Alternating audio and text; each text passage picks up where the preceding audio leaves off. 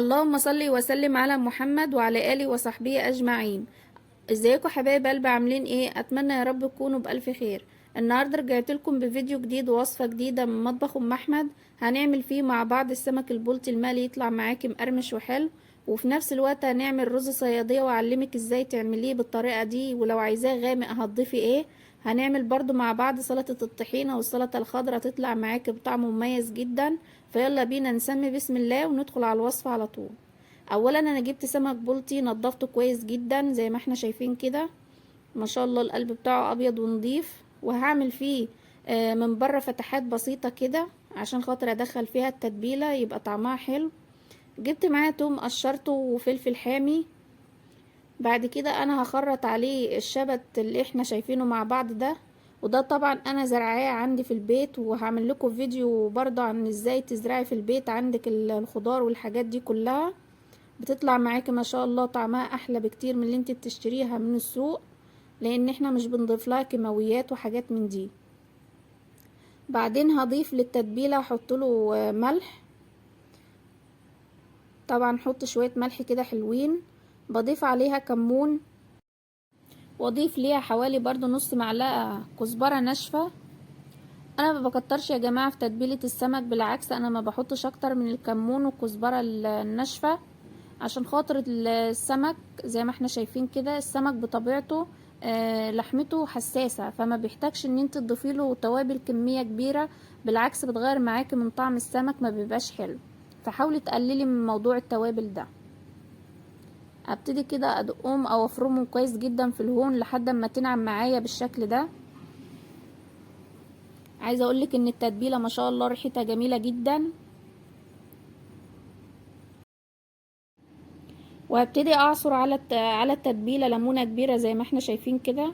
في ناس بتحط خل ابيض، انا مش بفضل الخل الابيض على تتبيله السمك لان ده بيغير معاكي من طعم السمك، فيستحسن ان انت ما تضيفيش خل للتتبيله.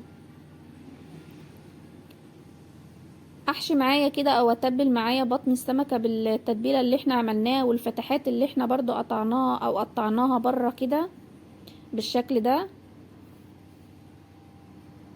هعمل معاكي السمك كله بالطريقه دي كلها. ما شاء الله التتبيله طالعه ريحتها جميله جدا معايا. ويفضل ان انتي بعد ما تتبلي السمك تسيبيه حوالي ربع ساعة في التتبيلة دي، هيشرب معاكي من طعم التتبيلة وهيطلع معاكي طعمه حلو قوي. زي ما احنا شايفين كده، طبعا زي ما قلتلك هنركنه حوالي ربع ساعة لما ابتدي اجهز الرز. جبت معايا بصلايه كده متوسطه او كبيره، انا طبعا بشتغل على حسب الكميه او على حسب عدد افراد اسرتي، انتي ممكن تضاعفي الكميه زي ما انت عايزه. جبت البصلايه قطعتها قطع صغيره جدا كده. طبعا انا ما بفرمهاش في الكبه، لا انا بقطعها كده بالسكينه بيكون افضل. ابتدي كده احط عليها نص كوبايه صغيره من الزيت، واحط عليهم حوالي نص معلقه صغيره من السكر زي ما احنا شايفين كده. طبعا انت ممكن تستغني عن السكر لو انت قلقانه منه، بالعكس هو ما بيديش طعم للرز خالص، ما بيبانش ان انت حطيتيه اساسا. فده طبعا انا حطاه عشان خاطر يدي معايا للسكر يدي معايا للبصله كرمله زي اللون الذهبي كده. اضيف لها ربع معلقه صغيره من الفلفل، نص معلقه صغيره برضو من الكمون. لو انت مش حابه تضيفي النص معلقه صغيره من السكر، ضيفي حوالي معلقه كبيره من الصويا صوص الغامق، هتخلي معاك الرز برضو يطلع باللون البني اللي احنا معتادين عليه. افضل اقلب فيهم كده لحد اما البصله تغمق معايا، واضيف لها الميه. طبعا الميه على حسب احتياج الرز. اقلبها كويس جدا كده واسيبها على النار لحد اما تغلي معايا حوالي 10 دقايق. واللي ضفته ده الملح. جبت معايا الدقيق اللي انا هتبل بيه او هغلف بيه السمك، حطيت عليه ملح وكزبرة ناشفة وحبة صغيرين جدا من الكمون. والخطوة دي بتفرق جدا يا جماعة في طعم السمك، بالعكس بتديله طعم حلو برضو. اقلبهم كده كويس جدا.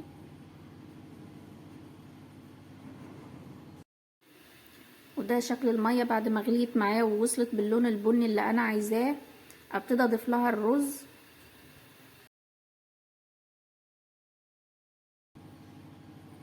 اديهم كده تقلبتين وبعد كده اغطي عليها واسيبها لحد ما تغلي معايا او يغلي معايا. هبتدي اقلي معاكم السمك. وطبعا بعد ما احنا ركناه حوالي ربع ساعة شرب من التتبيلة اللي احنا متبلينه بيها. ابتدي اغلفه كده من بره بالدقيق زي ما احنا شايفين كده. وفضل ان انت تحط الدقيق في قلب السمكية كده عشان خاطر الحشوة اللي انت حاشية بيها السمك ما تقعش منك في الزيت، وفي نفس الوقت تبقى حلوة زي ما احنا شايفين كده. برضو هحط برضو في القلب بتاع السمكة كده دقيق وانزل الدقيق الزيادة اللي انا مش عايزاه. انا عايزة اقولك ان ما شاء الله ريحته جميلة جدا. ما يمنعش ان احنا نعمل مثلا السمك ده او نجيب اسماك نعملها مرتين او 3 في الاسبوع. بالعكس، وخصوصا في وقت المدارس ده بتخلي العيال معاكي، بتساعد على الذكاء وكده. فيفضل ان انت تعمليه حوالي مرة او مرتين 2 في الاسبوع. هخلص معاكي الكمية كلها كده زي ما احنا شايفين.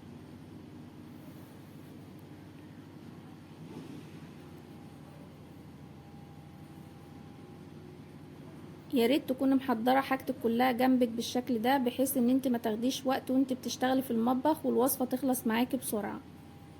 وده الرز بعد ما اتشرب معايا اقلبه كده تقليبه واسيبه لحد ما يستوي براحته، اوطي عليه النار واسيبه يستوي براحته. طبعا انا قلبت السمك على الجنب التاني عشان يكمل تسويته. جبت معايا الطبق اللي انا هطلع فيه، حطيت فيه مناديل كده بالشكل ده عشان خاطر تشرب معايا اي زيوت زياده. اتمنى الفيديو يعجبكم، ولو عجبكم متنسونيش بلايك وكومنت حلو منكم. ولو انتوا اول مره تشوفوني ياريت تشتركوا في القناه وتفعلوا الجرس عشان يوصلكوا كل جديد. طبعا السمك طلع معايا مقرمش وحلو وفي نفس الوقت باللون الذهبي اللي انا عايزاه، بس هي الكاميرا بس اللي ظالمه اللون او الاضاءه.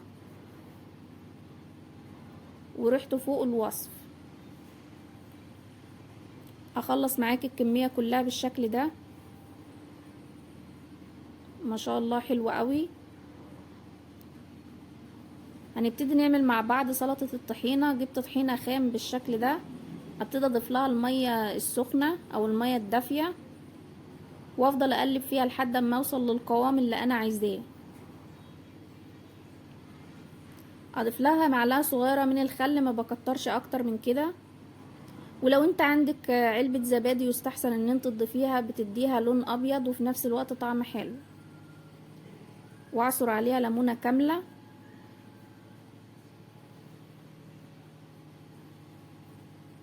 اقلبهم بالشكل ده وابتدي بقى اضيف لها التوابل.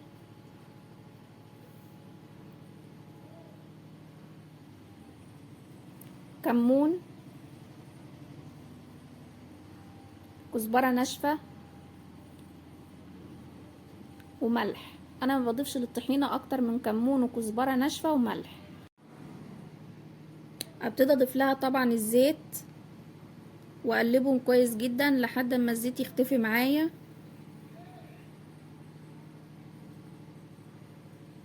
بالشكل ده. وكده بتكون الطحينه جهزت معايا. ابتدي احطها في طبق التقديم لان احنا هنعمل لها رسمه كده على الوش هتطلع معاكي شكلها حلو قوي. احط معلقه كمون في طبق واحط عليها معلقتين 2 زيت واقلبهم كويس جدا لحد ما الكمون يختلط معايا بالزيت كويس جدا. بس كده اجيب الطحينه واعمل فيها خطوط تحت بعضيها كده، بس حاولي تسيبي فواصل زي ما احنا شايفين بالشكل ده. سيبي كده فواصل ما بينهم وهقولك ليه دلوقتي. هجيب معايا برضو نفس الطبق اللي انا عملت فيه الزيت والكمون ده، احط فيه نص معلقة صغيرة من الشطة،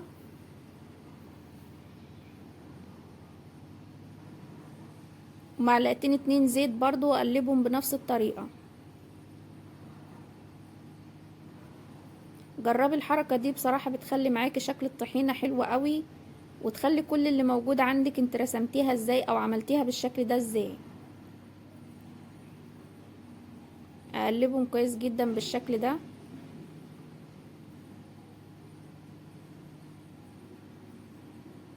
وطبعا هحطها بخط مطول او طولي زي ما احنا عملنا المرة الاولانية في الفواصل اللي احنا سبناها، بالطريقة دي. ما شاء الله النتيجة دي بتطلع حلوة قوي قوي، لان احنا متفقين ان العين بتاكل قبل البق. ابتدي اجيب معايا سكينة او خلة او ظهر معلقة كده، واشكل بيها بالشكل اللي احنا شايفينه ده.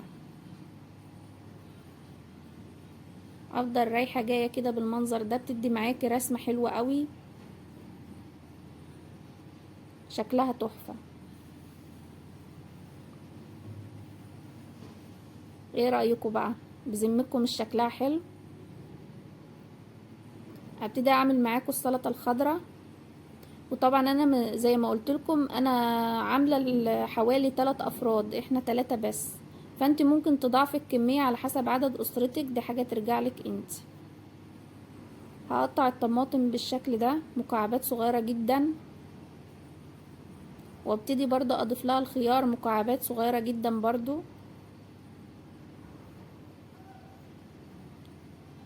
بالطريقه دي. انت ممكن تضاعفي الكميه. معايا بصلايه برضو، اجيبها اقطعها تقطيع خشنه شويه، ما تخليهاش ناعمه قوي، ممكن تعمليها حلقات او جوليان.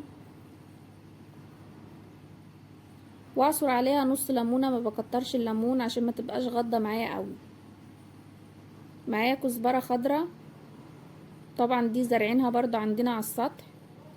فاكرين التتبيله بتاعت السمك؟ هجيب منها حوالي ربع معلقه صغيره، واحط معلقتين 2 زيت ومعلقه من الخل، ما بكترش اكتر من كده. والتوابل عباره عن كمون وفلفل وشطه، واحط الملح طبعا. اقلبهم كده كويس جدا، واضيف لها ميه ساقعه من التلاجة، وده شرط اساسي عشان طبعا احنا متبلينها بملح وكده السلطه ما تطراش معايا. ابتدي احطها في التلاجة واركنها حوالي ربع ساعه لحد ما ميه السلطه دي تتضاعف معانا والطماطم تنزل ميتها، وفي نفس الوقت هيبقى طعم ميه السلطه حلو جدا. اقطع معاك الخيار بشكل الورب ده، بيبقى على شكل ورده كده، بيبقى شكله لطيف قوي في طبق التقديم. وبكده بكون خلصت معاكم وصفة النهاردة. عملنا مع بعض ازاي نعمل الرز الصيادية ويطلع معانا بالشكل ده، وعملنا مع بعض برضو سلطة الطحينة وازاي يطلع طعمها حلو وفي نفس الوقت شكلها حلو كده. وعملنا مع بعض برضو السلطة الخضراء وازاي نطلع مية السلطة بالشكل اللي احنا بنشوفه برا، وازاي تعملي السمك يطلع معاكي مقرمش وحلو بالشكل ده. اتمنى الفيديو يكون عجبكم، ولو عجبكم ما تنسونيش بلايك وكومنت حلو منكم. ولو انتوا اول مرة تشوفوني ياريت تشتركوا في القناة وتفعلوا الجرس عشان يوصلكوا كل جديد. ما شاء الله الاكل شكله حلو جدا، وفي نفس الوقت ما خدش مننا وقت. وطبعا زي ما عودتكم، السلام حسن الختام.